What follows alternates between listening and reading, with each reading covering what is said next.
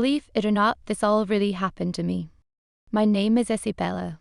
And honestly, it's still hard for me to talk about it without my voice shaking. On the surface, we looked like a normal family. My mother, Veronica, always looked flawless, perfect hair, expensive dresses, as small as she could turn on like a switch. My father, John, was a businessman through and through. He was always talking about deals, containers, ships, and cargo, as if that was what life was really about. And my brother David, my mother called him the future of the family. I was always somewhere in the background. We met for Sunday brunch in a big glass hall overlooking the park. It should have been cornflowers, soft music, waiters in white. But inside I was tense. I knew the conversation would end badly. My mother ordered food for me as if I didn't exist, for Isabella a salad and sparkling water. I quietly added coffee and heard her annoyed sigh. She didn't like it when I shared my own opinion. The conversation went as usual. My mother bragged about her friends, my father checked stock charts on his phone, and David talked about a big deal that would supposedly bring millions. I knew it was a lie, his business was hanging by a thread. But saying that out loud would have been like throwing a rock into a hornet's nest. And then, when it came to me, my mother leaned in and said quietly but loud enough for everyone to hear, "Isabella, let's be honest, in this family you're just a guest. We keep you around mostly out of pity, don't exaggerate your accomplishments." Inside, I felt cold, like someone had opened a window in winter. I wasn't surprised, I'd heard things like this before. But it was the first time she said it so plainly. I didn't argue.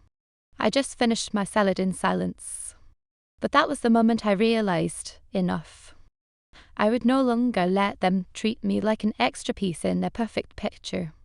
To give you context, I grew up in Ann Arbor, Michigan, a quiet college town. The school I always tried hard. I loved astronomy, entered math competitions, even played violin in an ensemble. I had achievements, but at home they seemed to mean nothing. My mother only bragged about David. His mediocre basketball games became legends in her stories. David is a born leader, she told her friends again and again. And my victories? They didn't fit into her script. I studied in France at a prestigious school on a scholarship. But my father just waved it off. We could have paid, don't make a big deal out of it. Later I came back to the US and got a job at a research center in Seattle. I earned good money, had my own apartment, could travel, and afford a normal life. I didn't need my parents' money, but I was the one who maintained all their finances. At my father's request, I had set up a system to manage accounts, cards, and transfers. Everything depended on me. One evening, I was checking accounts and noticed something alarming. Money was disappearing too quickly. At first, I thought they were new contracts of my father's, but it was worse. Large amounts were being charged to consulting companies. I dug deeper, it was casinos. David had lost nearly $80,000 in a month. I sat staring at the monitor, unable to believe it. The future of the family, as my mother called him, was drowning in debt and hiding it. And the worst part, I knew when it all came out, they'd blame me. Because I was the one managing the finances, which meant I was responsible for everything that happened. As if that wasn't enough, around the same time my mother announced a major renovation of our house on the island. There was an attic my grandmother had left specifically to me. It was my place of strength, a corner where I could think and write. But my mother decided to demolish it and turn it into a media room with a giant screen. So picture it, while David was draining family money in casinos, my mother was destroying the last thing that was truly mine. It all came crashing down at once, and it became clear if I didn't stop them now, they would erase me from the family picture entirely. That night, after the brunch, I opened my laptop and logged into the system I had built myself. I disabled automatic transfers to David's accounts. I activated manual approval for all large transactions. And I wrote a letter to a lawyer. No construction on the island house could begin without my consent. The last step was a message in the family chat. From today, I'm stepping down from managing your finances. The systems are in safe mode. The issue with the house has been handed to lawyers. Direct discussions are suspended for now. I'm setting my boundaries. My phone buzzed non-stop with calls and messages. But I muted it. For the first time, I felt I was doing the right thing. The next day, I met with the new lawyer, a woman named Sarah Hale. She listened carefully and said, "Isabella, they've been using you like a tool, but now you have the chance to set things straight. We'll do this properly, and yes, they won't like it." We made a plan, stop the illegal renovation of the house, officially remove me from all financial obligations of the family, establish that my brother's debts and mistakes are his responsibility alone. I left Sarah's office with a sense of relief. For the first time in a long while, I knew things would go by the rules. My rules. That evening, my father called me. His voice was cold. "Isabella, stop playing games. Put everything back the way it was. Tomorrow we have an important contract and your tricks have frozen the payments." I answered calmly, "The documents are in your email. Restore access yourself. According to protocol, I did what was necessary for security." He tried to lecture me about his experience, about how he had built the company when I was a child. But I cut him off. "You built the companies, Dad, but the system you use was built by me, and now I've shut down the service called Pity is Access, so you'll have to figure it out on your own." He hung up. I knew a storm was still ahead. But now I had the most important thing: clear boundaries and a firm decision. Believe it or not, after that brunch conversation I felt relief for the first time in a long while. It seemed like I had finally managed to set boundaries and say no. I sat at home in Seattle, drinking coffee by the window, and thought, maybe this is what real freedom looks like. But the relief didn't last. That evening my phone buzzed again. David sent me a message. "Do you really think you can control us? Forget it. If you don't put everything back the way it was, I'll tell everyone what you're hiding." I kept rereading his words. What secrets? I had no skeletons in the closet. But I knew my brother. He could twist any little thing to make me look guilty. A couple of days later, a copy of a personal letter I had written to a friend appeared in a family chat. In it, I had openly described how hard it was to live under my mother's pressure, how painful it was to be invisible in my own family. No one but David had any reason to dig through my laptop. My mother immediately wrote, "Isabella, I'm shocked. You badmouthed the family behind our backs. Now everything is clear." My father added, "You've crossed the line. You're making us look bad in front of people." I stared at the screen, my heart pounding. This was pure blackmail. David wanted to force me to submit again.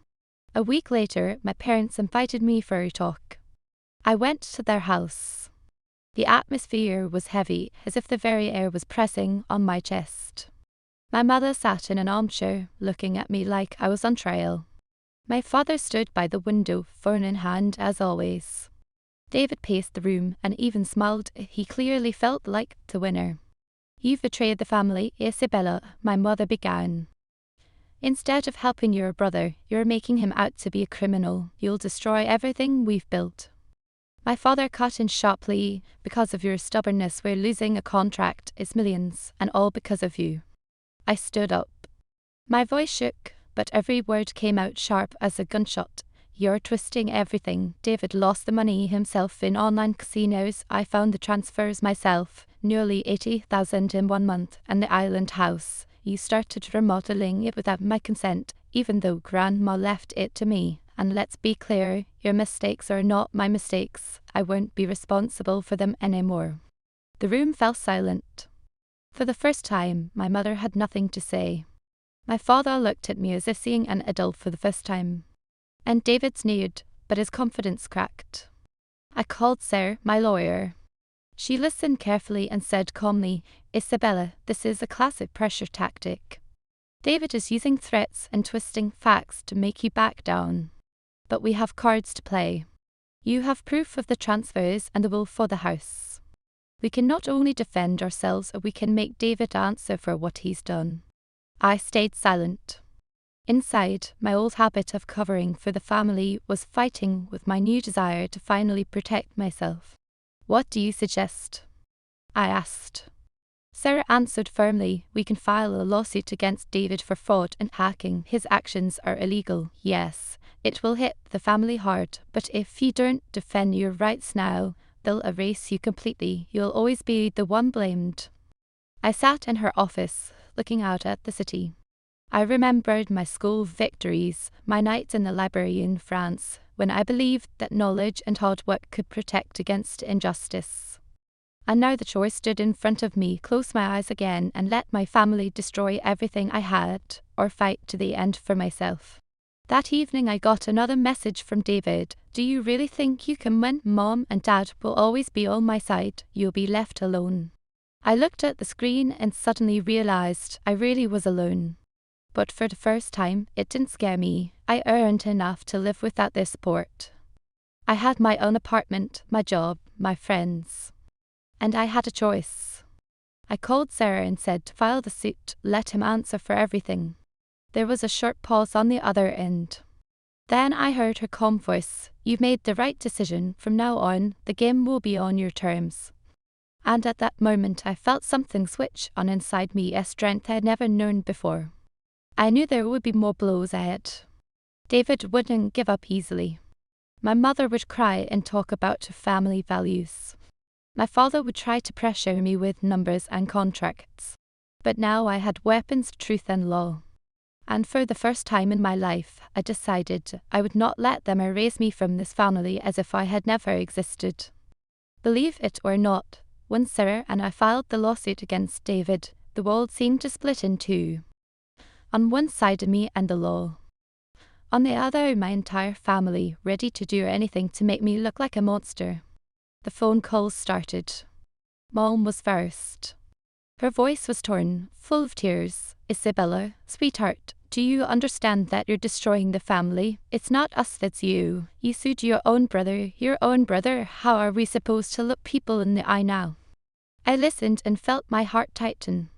But I already knew her tricks. Tears had always been her weapon. As a child, I did everything just to keep from upsetting her. Now, for the first time, I could say firmly, Mom, I'm not destroying anything. David is the one destroying the family. He stole money and hacked my laptop. He has to answer for that. She sobbed, then suddenly hung up. A couple of hours later, my father called. His tone was completely different, or cold, steely. Isabella, I'm warning you. We'll bring in all our lawyers, all our connections. You have no idea who you're going up against. There's still time to withdraw everything, but if you move forward, there will be no way back. There's no way back for me already, I answered, and hung up. A few days later came a new blow. One of my colleagues, Mark, someone I trusted, is suddenly cited with my family. He accidentally leaked to my father a copy of my work emails, where I had discussed project plans with my boss and mentioned wanting to move to another company for a better salary. Those files landed in the family lawyer's hands.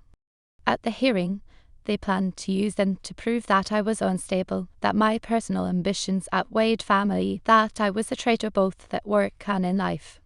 When I found out, everything inside me collapsed. Mark had been someone I shared my thoughts about the future with, someone I trusted. And now he had betrayed me for access to my parents and their money. I sat at home and cried. One thought kept circling in my head. Maybe they're right. Maybe I really went too far. At that moment the phone rang. It was Rachel, my childhood friend. We rarely talked, but she had always known that my home life was nothing like it looked from the outside. Isabella, I heard your case has started. Listen, if you need me, I can testify. I remember how your mom always put David above you. I saw how hard you tried and how they ignored you. If needed, I'll say that in court. I couldn't believe my ears. At the moment when even colleagues betrayed me, someone from the past stepped in, ready to support me. I burst into tears, but this time from relief. The day of the hearing came. The courtroom was cold, austere. I sat next to Sarah. In front of us, my parents and David with their lawyers. Mom deliberately turned her face away from me. Dad sat stone-faced. David, as always, wore his smug smile. The family lawyer started first.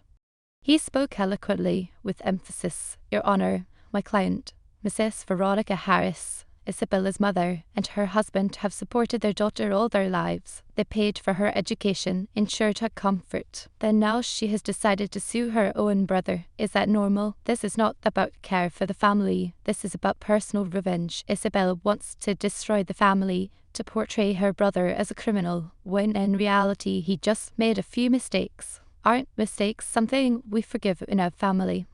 I listened and felt my insides boil. But Sarah squeezed my hand and nodded, wait. When it was her turn, Sarah stood and handed the judge a folder of evidence. The judge flipped through the documents and nodded, admitted into evidence. Sarah turned to the courtroom and said, "Here are the bank transfers David made. Almost $80,000 went to online casinos. Here are the dates, amounts, and recipients. And let's be clear, this is not a mistake. This is theft from the family budget, which included my client's own money taken without her consent." The judge read the papers carefully. My parents tried not to meet my eyes. But the climax came later. When Sarah mentioned the hacking of my laptop, David snapped. He jumped up and shouted, "Yes, I did it. So what? She deserved it. She thinks she's better than us. Without me, nobody would even notice her." The courtroom fell into dead silence. His words echoed off the walls. The judge raised his hand. "Enough. Everything you just said will be entered into the record." Mom's face went pale. Dad clenched his fists. I sat still, but inside I was shaking. For the first time, the truth was spoken out loud, and not by me, but by him. The judge announced a recess and postponed the session. But the balance of power had changed. Now we had David's direct confession. As I was leaving the courtroom, Mom approached me. Her face was cold, her eyes burned with hatred. She leaned in and whispered, "You don't understand who you're dealing with. We'll go all the way. And believe me, you'll regret this." I looked at her and, for the first time, I wasn't afraid. Because now I knew I had the truth, I had allies, and most importantly, I had myself. Believe it or not, after David's confession in court, real hell began. My family realized that I was no longer silent and no longer swallowing their humiliation. And then they went on the attack. At first, there were phone calls from distant relatives. "Isabella, why are you shaming the family? Couldn't you solve everything peacefully? Suing your own brother, that's too much." Each of those calls hit my nerves. Then strange posts started appearing on social media. Anonymous accounts wrote that I was manipulating the law and trying to get rich off my family. I immediately knew whose doing that was. David always had enough internet contacts willing to spread any dirt for money. But the real blow came from my father. John Harris used his business connections. At some point, my boss called me into his office and cautiously said, "Isabella, we've heard that you have a court case. We value your work, but you understand that for the company's image this is a risk. We've already been getting calls." That I walked out of his office with trembling hands. My family was playing dirty. They wanted to take everything from me, my home, my reputation, my job. That was when Rachel was by my side. She came over one evening with a whole package of old notebooks and diaries she had kept since our school days. "Remember how you often stayed over at my place? You wrote these notes when it was unbearable at home. I saved them. Here are your words about how your mom ignored you, always praised David, and called you secondary. This could help in court." I took the notebooks and couldn't hold back my tears. These pages were proof that my feeling of being always put below my brother was not a fantasy. It had been happening all my life. At the next hearing, the courtroom was packed. The family's lawyers again tried to portray me as ungrateful and greedy. They brought printouts of my work correspondence to show that I was supposedly ready to betray anyone for profit. I sat there, feeling anger boil inside me. But Sarah remained calm. She waited for her turn and then said, "Your Honour, please allow us to submit new evidence. These are bank statements and digital access logs. They clearly showed that David Harris not only lost money in online casinos, but also illegally accessed accounts in his father's name. He withdrew funds without the owner's knowledge. This is not just carelessness, this is fraud and theft, including theft of my client's funds, which she had deposited into the joint account at the family's request. Murmurs rose in the courtroom. My father frowned, for the first time noticeably turning pale. My mother threw me a look full of hatred. And David sat biting his lip, no longer smiling. After a recess, Rachel was called as a witness. She spoke calmly but firmly. I've known Isabella since childhood. I saw how hard she tried, how she studied, how she took part in competitions, but at home her successes were ignored. David was always praised. Isabella was belittled, made to feel like she didn't belong. This didn't start yesterday. This has been happening her whole life. The judge listened carefully, taking notes. At the end of the hearing, Sarah summed it up. Your Honour, we have the facts: legal transfers, hacking of a personal computer, theft of funds, pressure on my client through threats, and attempts to destroy her reputation. This is not just family misunderstandings. This is a system in which Isabella has been a victim for years. Today, for the first time, she is defending herself by law. And let me point out, this is not betrayal. This is protection. The judge set the folder aside and said, the court issues an interim decision. Until the final ruling, David Harris is restricted from accessing family accounts. In addition, Isabella's rights to the property on the island are confirmed until the proceedings are complete. The next hearing will take place in 1 month. I sat there barely holding back tears. For the first time, someone officially recognized my rights. But the joy didn't last long. When we left the courtroom, my mother came up to me. Her face was twisted with rage. You think you've won, she hissed. You're wrong. This is only the beginning. We'll go all the way and you'll regret ever starting this war. I looked her straight in the eyes and, for the first time in my life, answered firmly, I'm protecting myself, and that is not betrayal. Betrayal is living off others and destroying them. She recoiled as if I had struck her with my words. I knew a final clash was still ahead. My family had no intention of giving up. But now I had the law on my side, allies beside me, and most importantly, my own voice, which I would never give back to them again. Believe it or not, a week before the final hearing, the pressure became almost physical. I woke up at night feeling like I couldn't breathe. My phone kept lighting up with notifications. My mother, Veronica Harris, gave an interview to some local blog. An ungrateful daughter is destroying the family for money.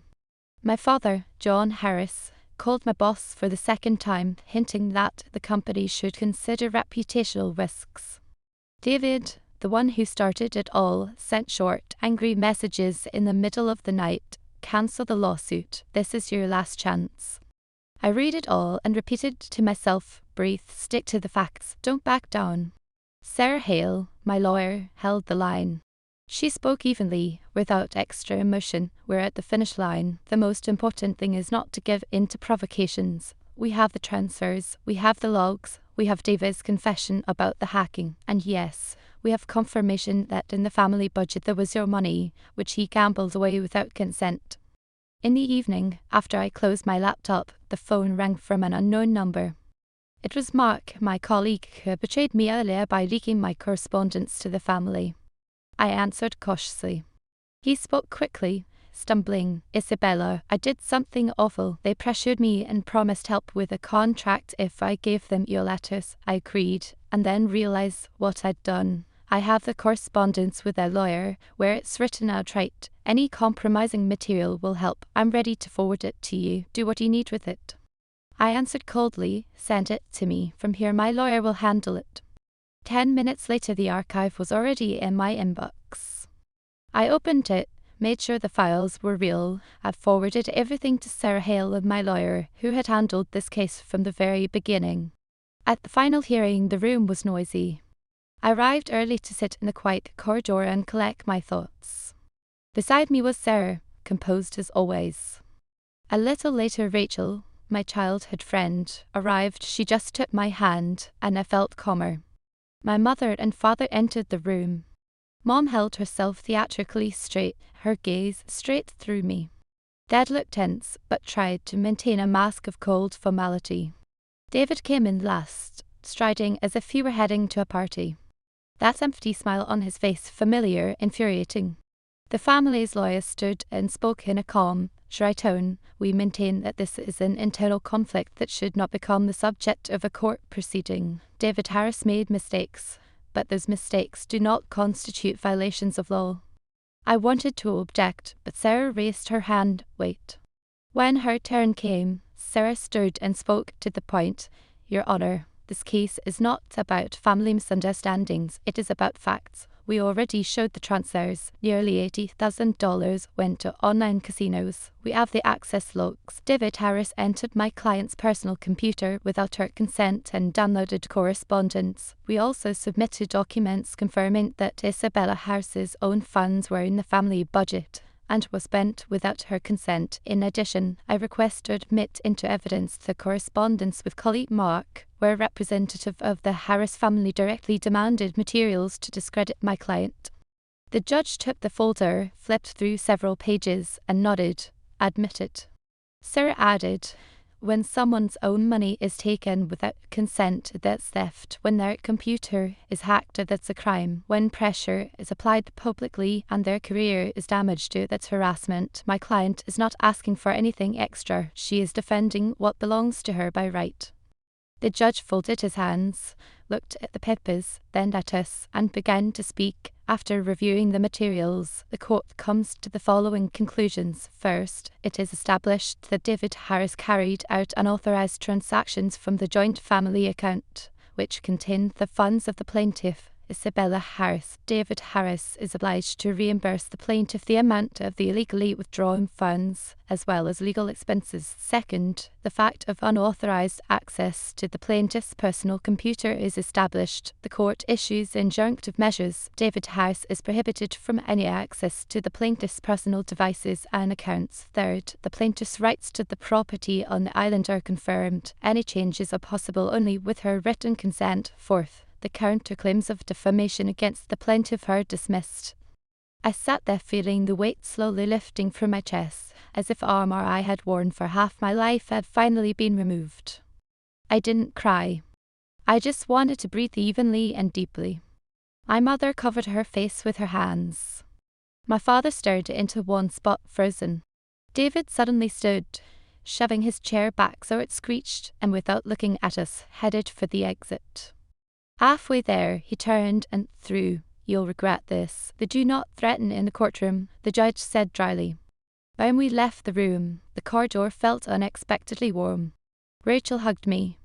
Sarah shook my hand. Congratulations. This is a big step. From here it's only the technical part, calculation of the sum and enforcement of the court decision. I'll handle it. Thank you, I said, for always reminding me to stick to the facts. We went outside. The sky was bright, almost summer-like. I suddenly realized that the terrible background noise in my head, that constant hum of "you're guilty, you must, you owe," had gone quiet. I was no longer a guest in my own story. I was the owner of my life. And if before I thought that being strong meant staying silent and enduring, now I knew. Being strong means saying no when it needs to be said, and going all the way. They wanted to erase me from the family picture. But now I had the right to exist. And that right was mine. That's where we'll wrap up today's story. Thank you for staying with me all the way through. I'd love to hear what you think, so drop your thoughts in the comments. I really do enjoy reading them. If you'd like to dive into more, you can find the full playlist linked in the description. New real-life stories are coming soon, and I can't wait to share them with you, so hopefully I'll see you back here next time. And if this journey resonated with you, go ahead and hit subscribe and tap the bell so you won't miss the latest stories as they arrive. Thanks for listening, and remember, even the toughest chapters can end with strength, freedom, and dignity.